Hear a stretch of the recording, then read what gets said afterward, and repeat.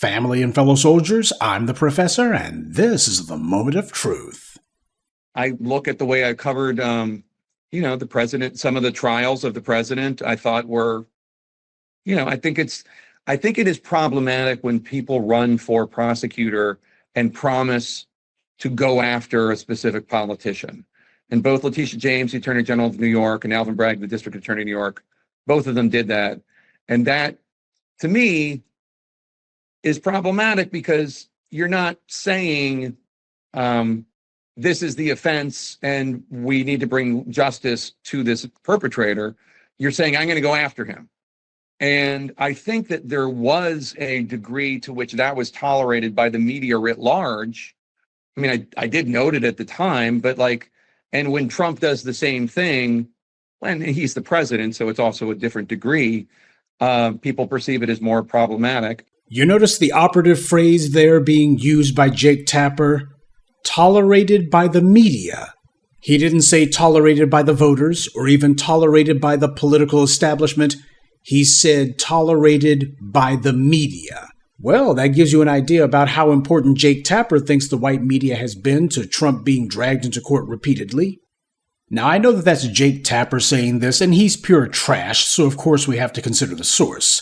But the fact that this is even happening at all is significant. The white media has been making their peace with the orange man because all these white media outlets are owned by bigger multinational corporations that have nothing to do with news, and they all want tax breaks and otherwise favorable legislation. Normally, Republicans and Democrats alike are gun-shy about doing that kind of thing, but Trump is brazen enough where he doesn't care, so these corporations figure correctly that they can benefit from that. He'll be bold about deciding, you know what, I'm going to do favors for people who do favors for me. You got these white media outlets across the board that are sitting here saying that they're going to be making deals with the orange man. Yeah, he's been suing them, but they've been quickly running to the negotiating table, and it's not because they don't have the money to fight the lawsuits. It's because they understand that it's better to be on the orange man's good side and go ahead and get whatever goodies and freebies and advantages that they can, because that's going to contribute to the bottom line. And that's why even CBS has been saying the judge should go ahead and put a hold on any proceedings because they feel confident that they're at the point where they can reach some sort of settlement with Trump. So the Fourth Estate is already going ahead and throwing their hands up in surrender because it's all business, and it makes sense that CBS will be throwing in the towel. As Mo Lester Moonves, the infamous former head of CBS, said, Trump may be bad for democracy, but he's great for ratings. Of course, there is no democracy in America, and even if there were, the white media is terrible for democracy since they spread lies meant to prevent justice and equality, which is the basis of democracy. Now, while Jake Tapper doesn't deserve anyone's respect, the reality is I don't think that he's saying what he's saying simply off the top of his head. And I think that it's also very telling that the very prosecutors that he's talking about are Fani Willis, Alvin, Bragg, and Letitia James. 3 black prosecutors who, for a while it seemed, were apparently on the white media's good list. But how things have changed. For years, I've been saying that the Lawfare campaign that the Democrats have been pursuing against Trump would ultimately gain him sympathy because of how ridiculously out of the ordinary that it is. Sure, it would please the never-Trumpers on the right and the I-hate-Trumpers on the left, but at the end of the day, they're not the ones who decide the outcome of the elections. All they did was to make Trump look like he's a complete and total enemy of the establishment, and added to his mystique that he's the ultimate outsider. Sure, he's actually in there buying and selling influence like everybody else before him, but he was unquestionably a target that they were particularly eager to go ahead and put the screws to. Plenty of presidents have done the kind of dirt that he had been accused of, but none of them were getting raked over their coals repeatedly like he was being. People notice that kind of thing. If there were those in the white media, or even the Democrats, who thought that there could be some sort of political backlash to this Lawfare campaign, what I think is going on is that somebody is trying to hedge their bets now, and they're going to set up these black prosecutors who they pretended to like so much to take the fall. That's how it always is. You want to make sure that there's a black face that you can put out front. They're not saying so much about Jack Smith anymore. Apparently his would-be prosecution no longer matters. The entire reason that the Democrats were trying to bury Trump under a mountain of litigation is precisely because they were hoping that that would keep him too busy, too tired, too worn down, or too unpopular for him to actually try to run for re-election. That was the entire reason for doing it. All of these prosecutions and civil suits have had far less to do with any pursuit of justice and far more to do with the fact that they wanted for Trump to simply be too worn down and too preoccupied to actually mount a substantive presidential re-election campaign. Well, the problem, of course, is the more that they backed him into a corner, the more incentive he had to try to run the most aggressive campaign that he could. He had to win re-election so that he could try to keep himself out of prison if nothing else, and that's exactly what's occurred. So, the GOP-sized elephant in the room happens to be that Trump sooner or later has to leave the White House again. And in the meanwhile, what is going to happen with the next Democrat who takes office? Are they going to get the treatment? You couldn't exactly do that with Biden because his brain, such as it is, turned into tofu a long time ago. And as for Kamala Harris, it was pretty obvious that Vice President Empty Suit wasn't really doing anything other than nodding her empty head to slow Joe's every mumbling, slurring word.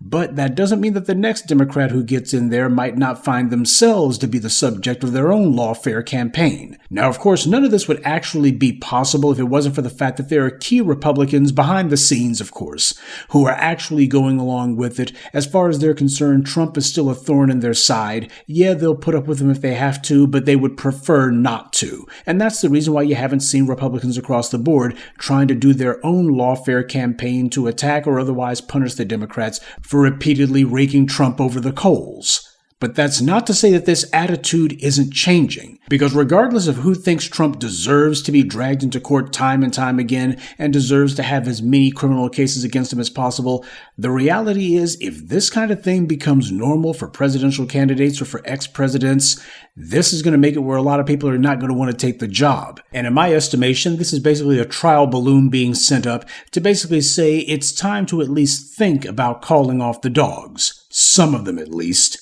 In all fairness, it's a little bit too soon, though, to be saying that white supremacy is breaking its tools in this case. They definitely don't care to see Letitia James gain higher office, and Alvin Bragg, well, the less said about him, the better. And as for Fani Willis, it's safe to say that she's already at the end of the road for her political career. This, however, is a reminder that there's no permanent plans for any of these people under white supremacy. These black prosecutors may have thought that they were making themselves some sort of heroes to the white left, and that this somehow proved because they could prosecute Trump that they've got real power, but in reality they weren't making themselves heroes, they were merely making themselves useful. But as I've been saying about these illegal aliens and the shenanigans in the Middle East, in the end, the forces of anti-black racism will squabble when they're at loggerheads, but in the final analysis, they will always make nice with each other, especially if they think that there's a danger of black people making any gains. And speaking of black people trying to make gains, when it comes to these black prosecutors, you notice that even with their judicial victories that they were supposed to be having, nobody was talking about these guys having any sort of timber for higher office. Nobody was talking about these guys basically being able to run for governor or something. See, when Rudy Giuliani was a U.S. attorney and he was prosecuting the mob,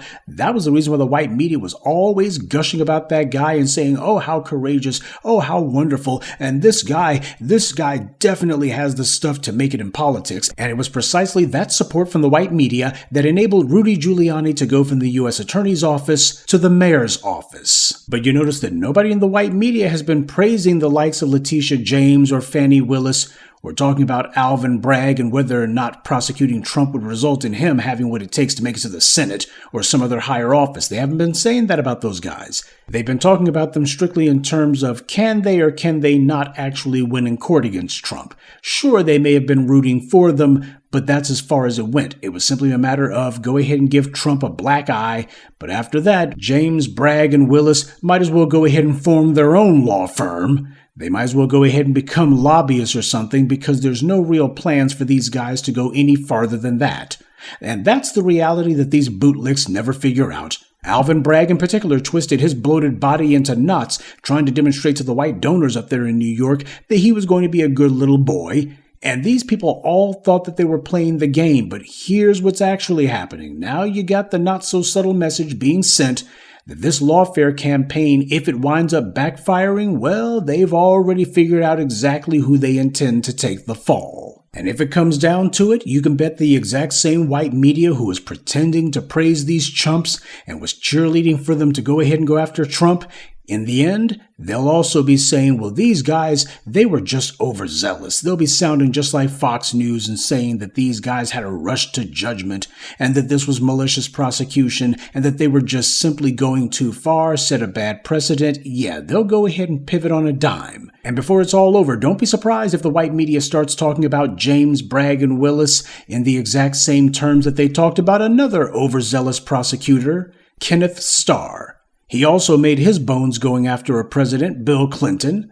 And in the end, other than being a hero to the white right for all of 5 minutes, Kenneth Starr's name basically became infamous. He thought that he was going to be able to use the Monica Lewinsky scandal as his own springboard to higher office, but that didn't materialize. But the major difference between Kenneth Starr and Bragg, James, and Willis is pretty obvious. That's the reason why in the end, Kenneth Starr still found a comfortable place to land regardless. But if worse comes to worse, and the Lawfare campaign of theirs eventually turns into a big political blunder, does anyone truly believe that Bragg, James, and Willis will be so lucky? Or will this wind up being case closed for them? Good day, and be one. I'd like to take a moment to mention some of our contributors. Howell, Nick Wright, Najee95, Chris Pruitt, and Kenneth Johnson. Salute to them and thank you to everyone for listening, liking, and sharing this message. Black empowerment only exists because of you.